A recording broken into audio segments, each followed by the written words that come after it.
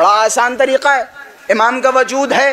اچھا، اس دور میں 3 طرح کے لوگ ہیں امام زمانہ کے وجود کے حوالے سے، 3 طرح کے لوگ ہیں، انشاءاللہ میں وجود پہ ہی ڈسکس کروں گا۔ 3 طرح کے لوگ ہیں، ایک جو امام زمانہ کے وجود کے قائل ہیں، اور ایک جو امام زمانہ کے وجود کے منکر ہیں۔ غور کیجئے گا، ایک وہ جن کا ماننا ہے کہ امام زمانہ کا وجود ہے، ایک وہ جن کا ماننا ہے کہ امام زمانہ کا کوئی وجود نہیں۔ یا بعض افراد کہتے ہیں کہ وہ پیدا ہونے کے بعد اس دنیا سے کوچ کر گئے، گزر گئے، یا فلاں فلاں، وہ ساری کی ساری باطل باتیں ہیں کہ جن پر بحث و مناظرے کی ضرورت ہے۔ ماشاءاللہ سے سورج و چاند سے بھی زیادہ یہ باتیں روشن ہیں ہمارے لیے۔ تو ایک گروہ وہ ہے جس کا ماننا کیا ہے؟ وجود ہے۔ دوسرا گروہ وہ جس کا ماننا ہے کہ وجود نہیں ہے، جنہیں ہم کیا کہتے ہیں؟ منکر وجود امام زمان۔ ٹھیک ہے، اچھا اب غور کریں، یہ خاص مولا کے منتظرین کے لیے، مولا کے شیعوں کے لیے، اسی وجود امام زمان کے قائلین کی 2 صفت ہیں۔ جو قائل ہیں کہ امام کا وجود ہے، ان میں 2 طرح کے لوگ ہیں۔ ایک وہ جو امام زمان کے اثر کے قائل ہیں، بھئی غور کیجئے گا جملوں پہ، ایک وہ جن کا عقیدہ یہ ہے کہ امام کا وجود ہے، نہ صرف یہ کہ امام کا وجود ہے بلکہ امام کی دخالت ہماری زندگی میں ہے۔ غور کیجئے گا بھائی، بڑی عظیم منزل کی طرف آپ کو لے کے جا رہا ہوں۔ اسی قائل میں 2 طرح کے لوگ ہیں، اور جو ہمارے شیعوں میں پائے جاتے ہیں، ایک وہ جن کا ماننا یہ ہے کہ امام زمانہ کا پورا اثر ہمارے درمیان ہے، دوسرا گروہ وہ ہے جو امام زمان کے وجود کا قائل تو ہے لیکن کہیں نہ کہیں تعطیل کا قائل ہو جاتا ہے۔ تعطیل عربی لفظ ہے، اسے اگر ہم اردو یا ہندی میں ٹرانسلیٹ کریں تو چھٹی۔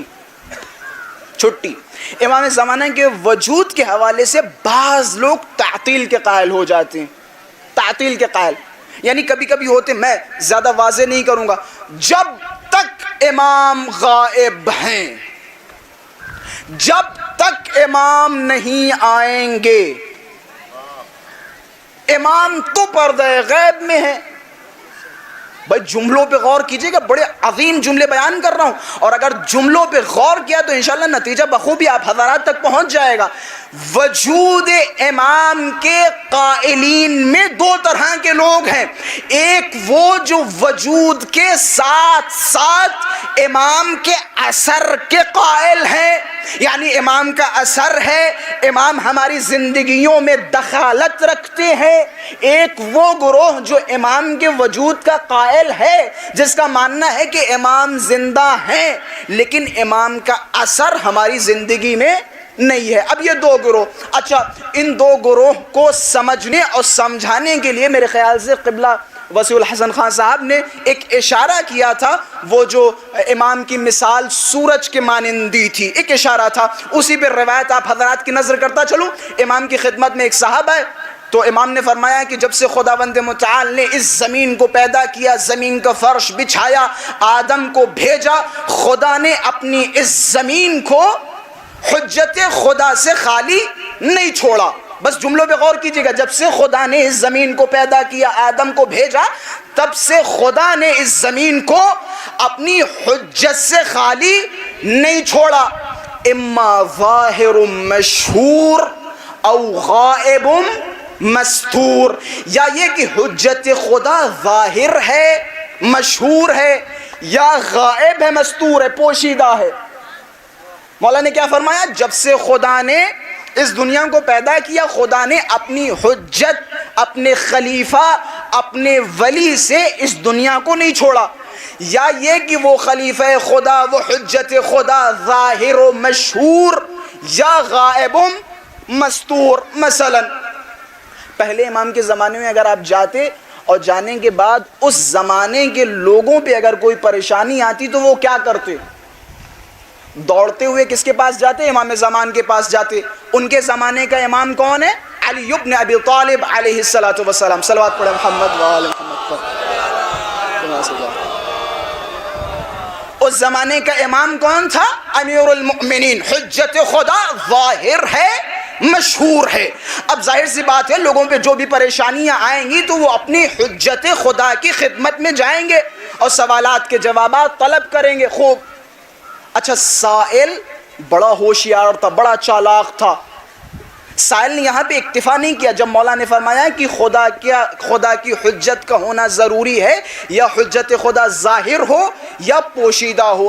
اب جیسے ہی سائل نے یہ سنا کہ امام نے فرمایا حجت خدا غائب و مستور، تو سائل نے سوال کیا مولا جب حجت خدا ظاہر ہوگی، آشکار ہوگی، تو ظاہر سی بات ہے ہم سب جائیں گے، ملاقات کریں گے، ان سے بیٹھیں گے، بات چیت کریں گے، اپنے سوالوں کے جواب لیں گے۔ فَكَيْفَ يَنْتَفِعُ النَّاسِ بِالْحُجَّةِ الْغَائِبِ الْمَسْتُورِ، کہ مولا حجت خدا ظاہر و آشکار ہوگی تو سمجھ میں آتا ہے، لیکن جب اللہ کی حجت غائب ہوگی، پوشیدہ ہوگی، مستور ہوگی، فَكَيْفَ يَنْتَفِعُ النَّاسِ یا فَكَيْفَ يَنْتَفِعُونَ النَّاسِ، لوگ اس حجت سے فائدہ کیسے اٹھائیں گے؟ بھائی یہ مطلب اگر ہمارے اور آپ کے کام کا نہیں تو پھر کس کے کام کا ہے؟ بھائی ہم فی الحال ایک ایسے دور میں ہیں جس دور کی حجت سامنے نہیں ہے، چاہے وہ ہمارے گناہوں کی وجہ سے ہو یا کسی اور علت کی وجہ سے۔ ہم ان سے ملاقات نہیں کر سکتے عمومی طور پر، ہم ان سے سوالات کے جوابات نہیں کر سکتے مستقلاً، اس کے لیے ایک بعض الگ شروط ہے۔ تو فرمایا مولا کیسے استفادہ کریں گے؟ تو مولا نے جملہ فرمایا، وسیع حسن خان صاحب نے تقریباً اس کی طرف اشارہ کیا تھا، اسی کو آپ حدیث کی شکل میں سنیں۔ مولا نے جملہ فرمایا، حضرت نے فرمایا کما ينتفع الناس یا کما ينتفعون الناس بالشمس اذا سطرها السحاب، کہ لوگ اپنے زمانے کے امام سے جب امام غائب ہوں گے تو اپنے زمانے کے امام سے ٹھیک اسی طرح استفادہ اٹھائیں گے جس طرح لوگ سورج سے استفادہ اٹھاتے ہیں جب سورج کو بادل گھیر لیں۔ جب سورج کو بادل گھیر لیں، اس کی بڑی علتیں بیان کی گئی۔ بھائی ظاہر سی بات ایک سوال تو یہ ہوگا کہ مولا نے کیوں امام زمان کی مثال سورج کے مانند دی؟ اس کی بہت ساری وجوہات، تقریباً بعض وجوہات آپ نے اس سے پہلے والی مجلس میں سنی کہ سورج اگرچہ غائب ہوتا ہے، اگرچہ بادل سورج کے سامنے آ جاتا ہے، لیکن سورج اپنی ضیاء، اپنی روشنی ہم تک پہنچاتا ہے۔ یہ ایک علت، یہ ایک وجہ اور بتاتا چلوں، جب بھی سورج غائب ہوتا ہے یا سورج کے سامنے بادل آ جاتے ہیں تو ہر وہ انسان کے جس کی آنکھیں ہوتی ہیں وہ ایک دوسرے سے کہے گا اما دیکھو سورج نکلا یا نہیں۔ کیوں؟ کیونکہ اس کی آنکھیں ہیں، وہ روشنی کو محسوس کر سکتا ہے۔ وہ بچوں سے کہے گا ذرا جاؤ باہر دیکھو کیا سورج نکلا یا نہیں۔ کیوں؟ کیونکہ اس کی آنکھیں سلامت ہیں، وہ روشنی کو دیکھ سکتا ہے، روشنی کو محسوس کر سکتا ہے۔ لیکن وہ انسان کہ جس کی آنکھیں خراب ہوں، جس کی آنکھیں خراب ہوں، اسے کوئی فرق نہیں پڑتا سورج ہو یا نہ ہو، سورج ہو یا نہ ہو۔ بس آخر کے مؤمنین سے مخاطب ہوں کہ سورج ہو یا نہ ہو کوئی فرق نہیں پڑتا۔ کہ کیوں؟ کہ بھیا ہماری تو آنکھیں خراب ہیں۔ اب سمجھ میں آیا مولا نے امام کی مثال سورج کے مانند کیوں دی، یعنی مولا بتانا چاہ رہے ہیں غیبت امام کے دور میں امام کا انتظار وہی کرے گا جس کا دل زندہ ہو۔